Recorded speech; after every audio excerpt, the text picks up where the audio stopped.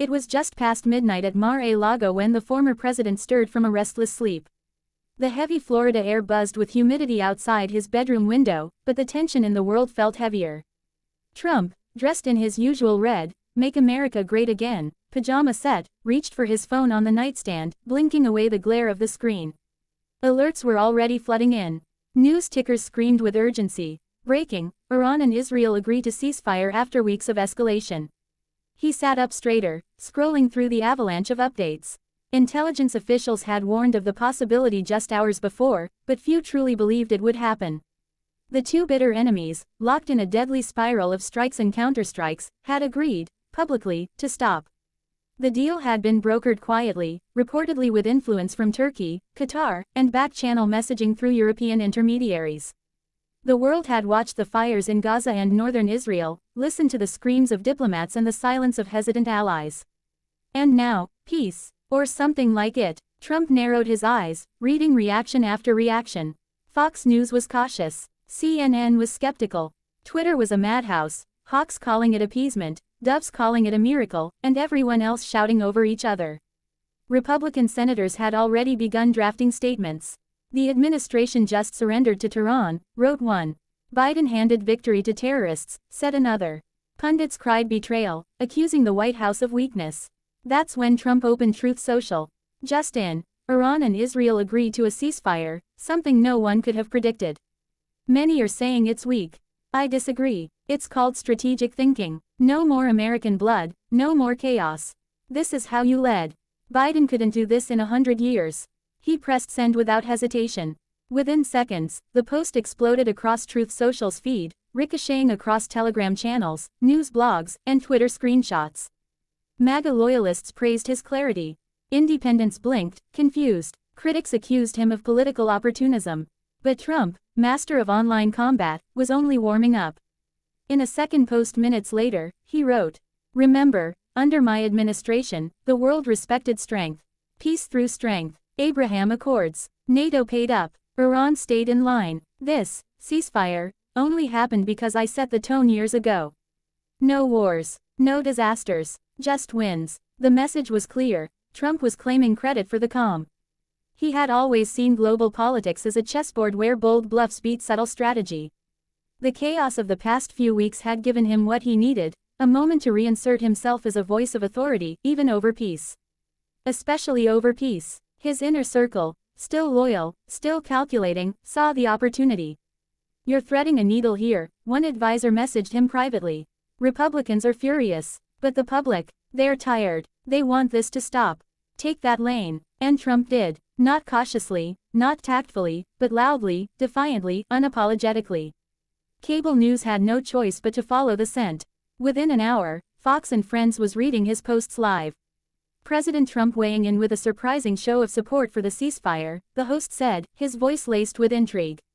MSNBC, less flattering, called it classic Trump, rewrite the narrative, grab the spotlight, and hijack the headlines. But it worked. In homes across Pennsylvania, Arizona, Michigan, places where war fatigue ran deeper than political loyalty, voters took notice. "I didn't vote for him," said a steelworker in Pittsburgh, interviewed by a local affiliate, "but at least he's not cheering for more bombs." Another, a veteran from Phoenix, nodded along to Trump's post, saying, "I don't care who's in charge, if they can stop this mess, good." Trump had struck a rare note: peace without apology, strength without missiles. His message wasn't one of ideology but of instinct. He didn't call the ceasefire perfect, or fair, or lasting, he just called it smart. And in doing so, he made it his own. By sunrise, the post had become the most shared on Truth Social in weeks. The algorithms fed it, talk radio repeated it, Democrats rolled their eyes, but even some privately admitted, he had found a strange kind of footing. For a moment, Trump wasn't rallying for vengeance, but for restraint. And in a world always on the verge of ignition, that made headlines and history. By the time dawn broke over Washington, D.C., Trump's late-night flurry of Truth Social posts had already become the centerpiece of national conversation. Morning news programs scrambled to shift their coverage. Producers ripped up the day's rundowns, and political analysts were summoned early to weigh in on what no one had seen coming: Donald J.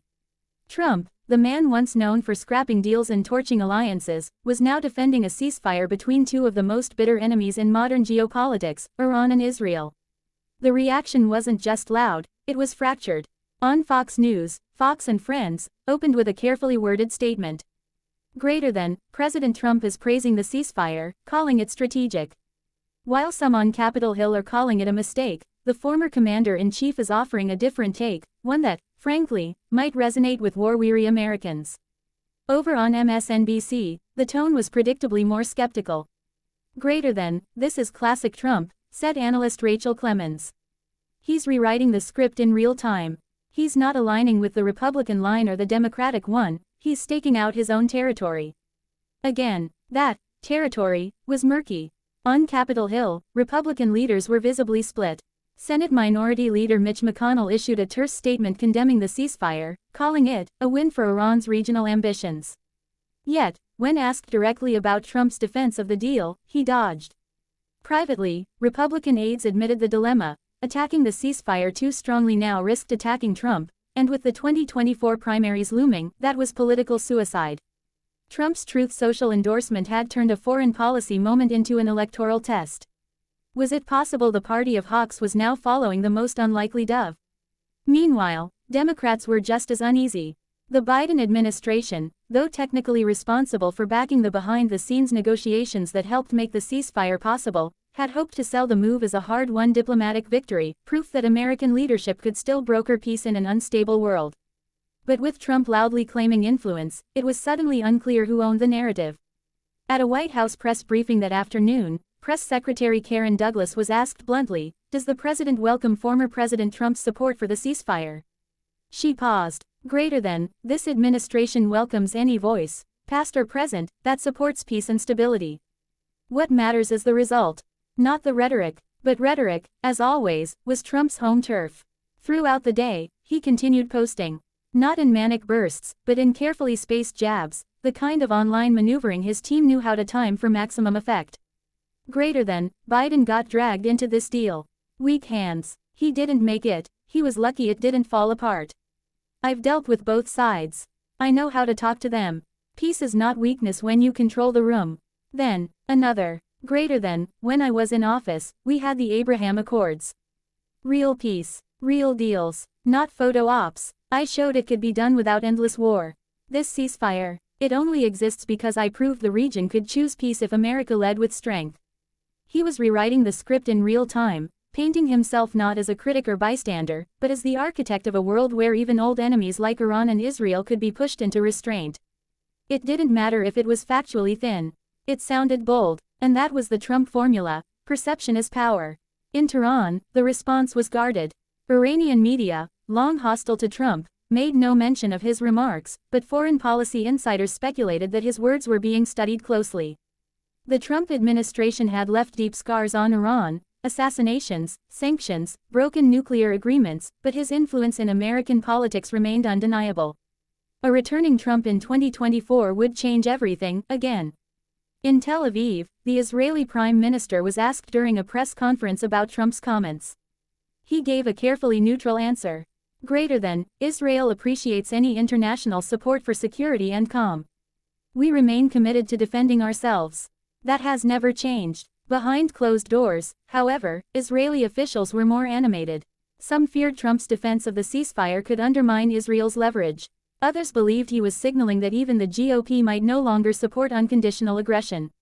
And back in the US, ordinary voters were watching. Pollsters noted an immediate shift in online sentiment.